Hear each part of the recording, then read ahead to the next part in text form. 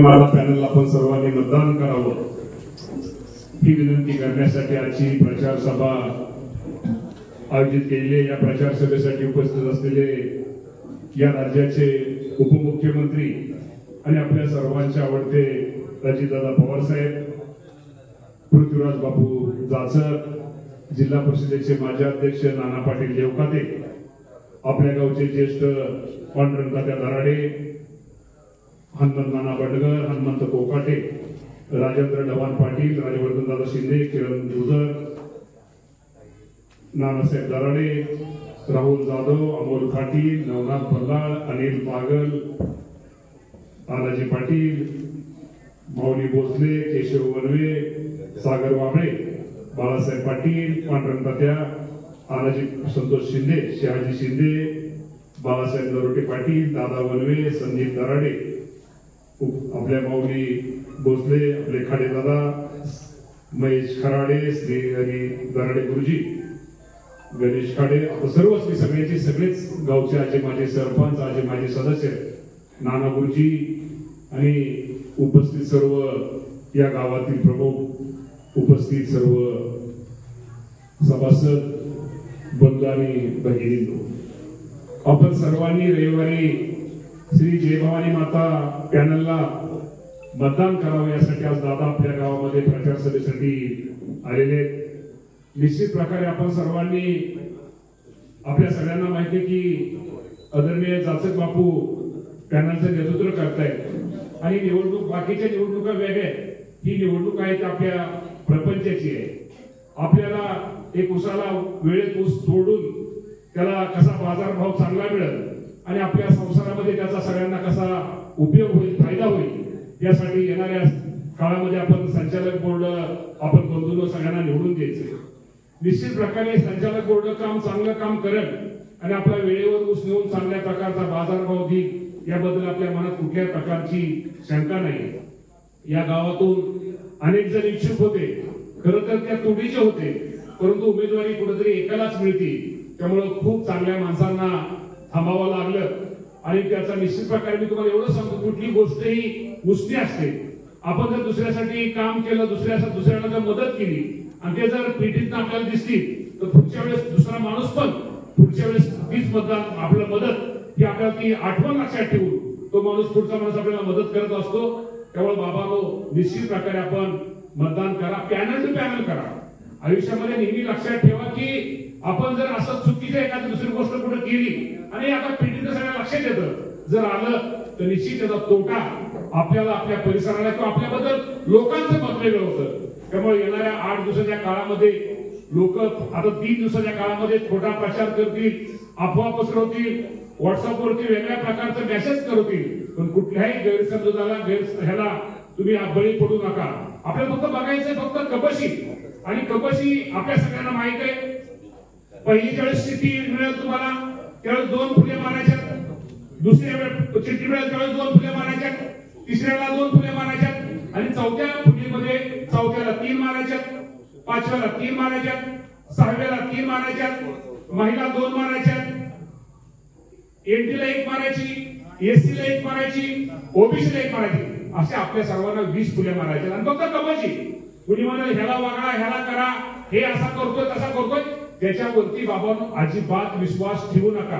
आणि पॅनलचा हा निवडून तुम्हाला सगळ्यांना माहित आहे की दादांनी, बापू, आम्ही सगळ्यांनीच हा पॅनलचा निवडून तर येणारच आहे, पण विनाकारण मला तुम्हाला सगळ्यांना एकच सांगायचंय, हे ठीक आहे, कारखान्याची निवडणूक महत्वाची, प्रपंचाची, संसार, उद्या त्याच्यावरती आपण अनेक स्वप्न बघितलेत, उसाला चांगल्या प्रकारचा बाजारभाव कसा मिळेल. तेव्हा मला तुम्हाला सगळ्यांना विनंती करायची, ह्या निवडणुकीमध्ये अनेक जण इच्छुक होते, 500-600 अर्ज होते, त्यामुळे तिकीट 21 जणांना मिळाल्यामुळं खूप मोठ्या प्रमाणामध्ये उमेदवार, ज्यांनी उमेदवार इच्छुक उमेदवार होते, त्याची नाराजी असणं काही चुकीचं नाहीये. त्यांना पण वाटतं की आम्हाला काहीतरी कारखान्यावरती संचालक व्हावं, ही त्यांची भावना ही चुकीची नाहीये.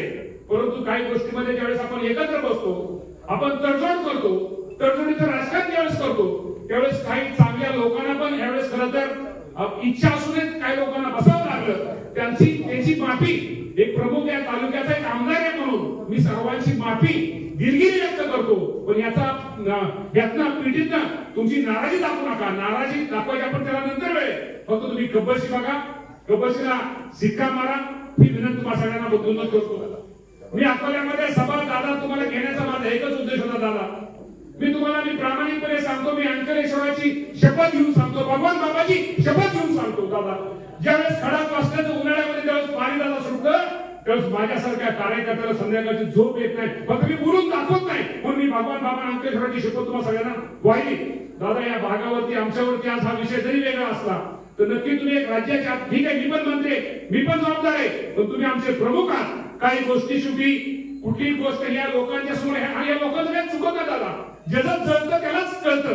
त्यामुळे लोक करतात आजच्या कार्यक्रमात हेच सांगतात, हेच चाललंय.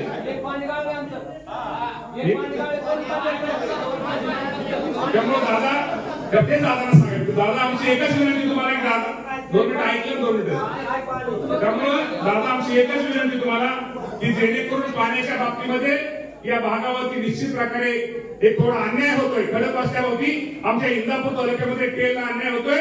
ठीक आहे, पुणेश्वर वाढला, मला मान्य, पुणेश्वर वाढले दादा, पुण्याची पिण्याची पाणी वाढली जरी असली तर दादा यासाठी आपल्याला काहीतरी उपाययोजना करावीच लागेल. आणि खडक रस्त्याचं पाणी माझ्या गावाला कसं मिळेल यासाठी आपण प्रयत्न करावे लागतील. दादा तुम्हाला तुमचा आभार यासाठी मानतो की ज्यावेळेस दादा लाकडी लिंबोडीची योजना होती, पूर्वी फक्त 0.57 टीएमसी, आपल्या 0.57 अर्धा टीएमसी वर पाणी मंजूर आपली फक्त मंजुरी होती. परंतु दादा तुम्ही खूप प्रयत्न केलं, माझ्यासारख्या कार्यकर्त्याने तुमच्यावर पाठपुरावा केला. 0.57 तुम्ही 0.97 केलं आणि 0.97 केल्यामुळे तुमच्या वायसेवाडी असेल, दहिगुडवाडी असेल किंवा जो नवीन आपल्याला जो शिंदेवाडी का जो आपण नवीन काही गोष्टीमध्ये आपण वाढवून घेतल्या त्याचा फायदा निश्चित प्रकारे भविष्य काळामध्ये या भागासाठी होणार आहे.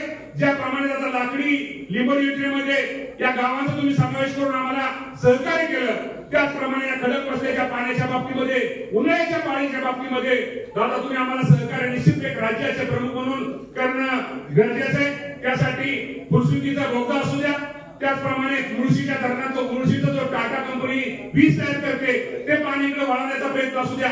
ज्या गोष्टी किंवा जे पाणी वळण आपल्या पाणी घाटातलं पाणी जे कोकणामध्ये जातं ते पाणी उचलून पुण्या ह्या नवीन धरणावरून करण्यासाठी दादा आमच्यासाठी तुम्हाला थोडं तुम्ही तर प्रयत्न करताय, पण अजूनही या भागांचे प्रयत्न तुम्ही करावं. आणि बंधूंनो समाज दादांना आपल्या सगळ्यांची भावना कळावी, आपल्या सगळ्यांची परिस्थिती कळावी, यासाठी खरं तर दादांना तुमच्या गावामध्ये बोलावलो.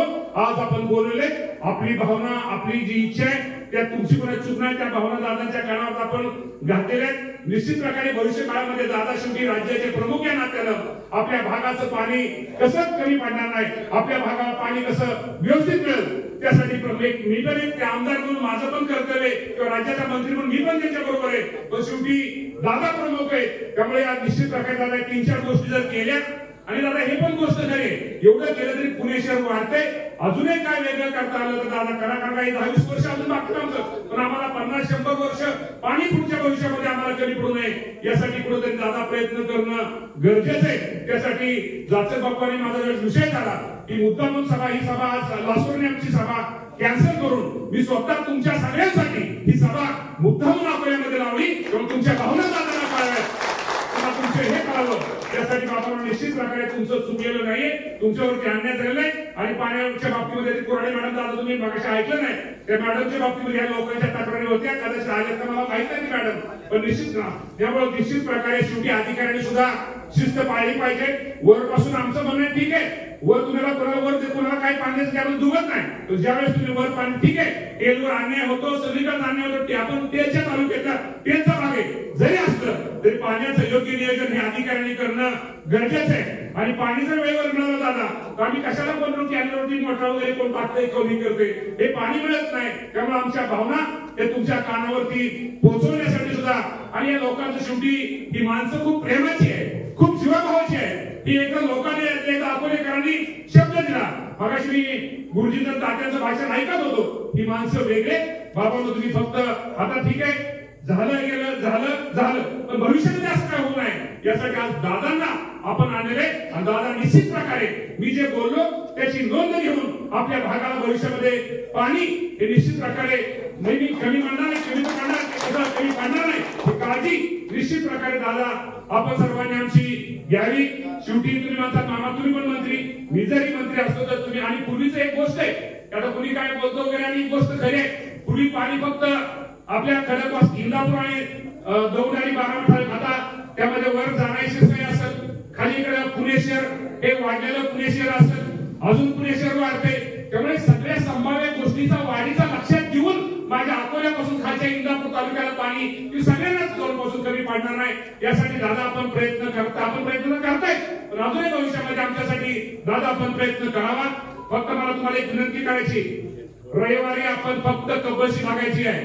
कब्बशी सोडून दुसरा विचार करू नका. कुणी काय सांगल काय करल ही ह्याला कराल त्याला वागणार. त्यांनी विधानसभेला वेगळं काम केलं, त्यांनी लोकसभेला वेगळं काम केलं. लोकसभा आता संपलेली आहे, विधानसभा संपलेली आहे. आपल्या संसारासाठी आपल्या कारखान्याच्या भल्यासाठी आम्ही सगळे एकत्र राहिलो तेव्हा आपण सर्वांनी प्रामाणिकपणे तुम्हाला मी सांगतो आपण कब्बशीला मतदान करावं ही आपल्या सगळ्यांना विनंती करतो. आणि अधिक न बोलता आदरणीय अजितदादा पवार साहेबांनी आपल्याला मार्गदर्शन करावं अशी दादांना विनंती करून थांबतो. धन्यवाद. जय